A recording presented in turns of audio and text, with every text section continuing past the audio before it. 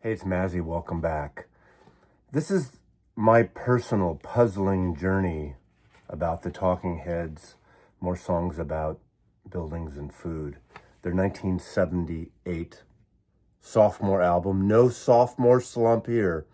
This album came out in the summer of 1978, their second album, and this was the breakthrough album where the first album had this kind of hornless funkiness to this tight band that was playing at CBGB's, art rock, post punk, whatever we want to call them. They had the punk sensibilities of the CBGBs with the that artist cred, that art school cred of the dime of the day of 1970s New York City.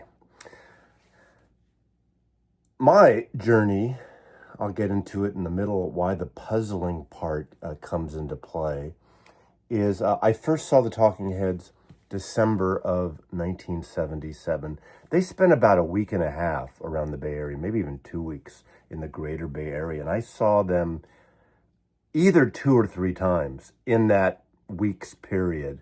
I saw them at the Old Waldorf in San Francisco. That was the club that Bill Graham took over.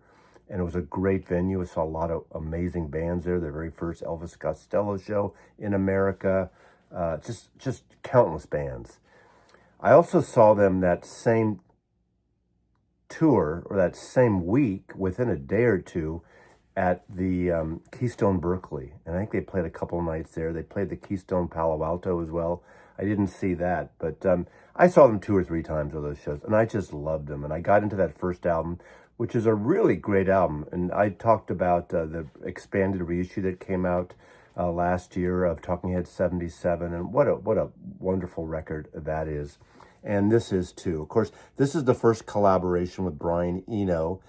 And what's great about it, it just has enough of Eno not to go overboard. Now, I love what Eno did with the Talking Heads and U2 and everything. Is there's a certain sound and an audio presence he adds to a record, a sound, layers of things, recording techniques, tape techniques, and he does a great job with it. But this is the first one that he collaborates with the band on. It's still a 4-piece band. They haven't expanded yet. It's still got that tight rhythm section of Tina Weymouth and Chris Franz, husband and wife team.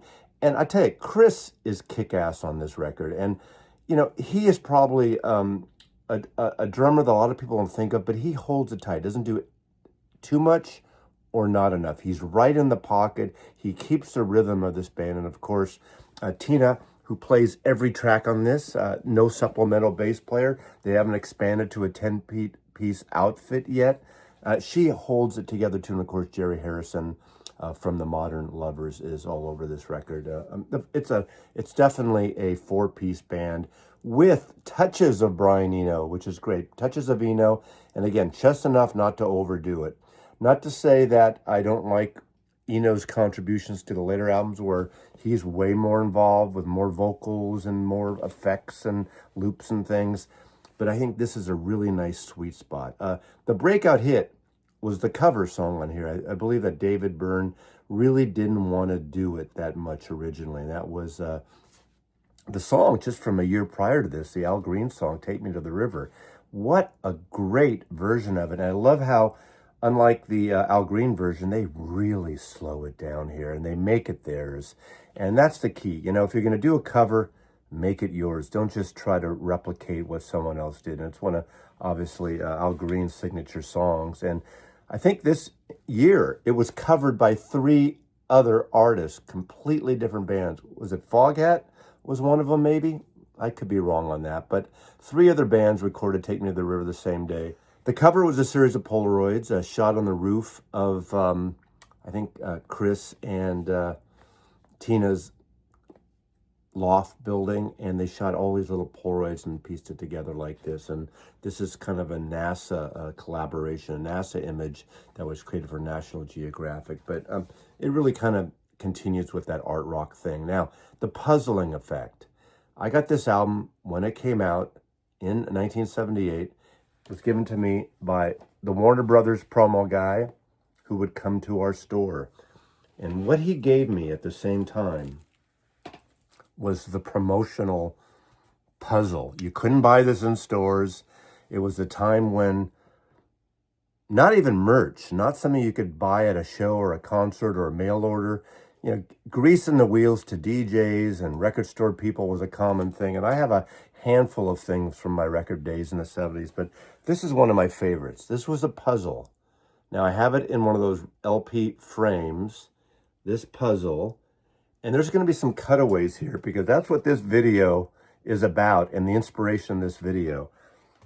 I had this, it was shrink wrapped originally on a cardboard stiffener, flattener. That's how record business people gave them to you. It was the puzzle wrapped in plastic, cardboard backing, and that was it. And I had it in my apartment for years. And finally, at one point when I moved, I pulled it out to put it in this frame, and this one piece was missing. I looked all over for it in the box it was in. I think it was in with magazines or books or things. I never found that piece. The missing piece of the puzzle of the Talking Heads. In a way, it's kind of cool. I keep this on my dresser in my bedroom, right? I just love it. Like, I lie it flat. I put sometimes change on it. I mean, I guess back in the 70s, this would be like considered a Coke mirror. I don't know if they still make those things anymore. But in a way, it's kind of cool having a missing piece. That's part of the puzzle. It's part of the artistic patina of this piece. So, cut 47 years later, I'm scrolling Instagram. Now, I think if you're into music and records and collectibles and just it's fun, follow record stores, follow your favorite artists on Instagram, follow record labels. I follow as many as I can on Instagram. And, you know, sometimes you see a local store got used records in or they got something. Well, there's a store in San Francisco in the Lower Haight. Now, Haight Street starts on one end, on the west end, right at Salient Street at Golden Gate Park. And it goes all the way down and it hits Market Street. Well, about halfway through is Divisadero. Upper Haight Street is the west of Divisadero. And then Lower Haight is the section, the eastern direction. Now, they don't really call it Upper Haight, but they do call it Lower Haight. And a great store there is called Groove Merchant. And it's been around for a handful of years. I'm not quite sure when it really kind of came about. Now, not to be confused with Grooves. Grooves is a store on Market Street. So push that aside for a second.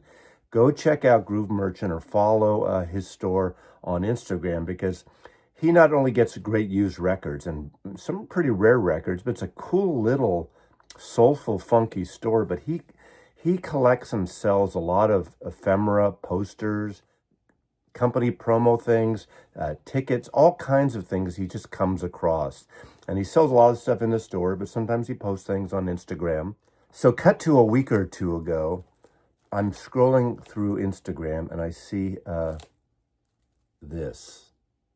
Groove Merchant posts this, the puzzle. This is how I got originally. It's shrink wrapped with a cardboard backing, but it's ripped, you know, and this one's kind of warped, but of course it's a puzzle, so who gives a crap? It's not a record. It is warped, but it is missing 4 pieces. And I looked at it and I ran and grabbed my version. There, look at this. Fortunately, the pieces this one's missing are not the pieces I'm missing. So what I'm going to do is take these bottom several pieces and complete my copy. Now that means I'm going to have this version that's kind of warped, missing these 2 pieces and these pieces. If anyone's willing to buy this, missing pieces, we can work out something. I'll just let you know, I paid $75 for this. Okay? Not cheap, but it was one of those things. It was like the Virgo in me. I had to complete the puzzle of this record. I love this record. I'm not even talking about the music. I know I talk about this, the music's stupid. And I think my favorite song on this album is The Big Country, the final song on here, right after Take Me to the River. But I love this entire record. It's got a great groove to it. It's funky without obviously trying to overkill it. It's a great record. Talking Heads never made a bad album. But I just wanted to come up here and make this video because I finally will complete the puzzle. How artistic is that? Thanks for watching. Stay tuned at the very end here for the complete puzzle. Mazzy loves you.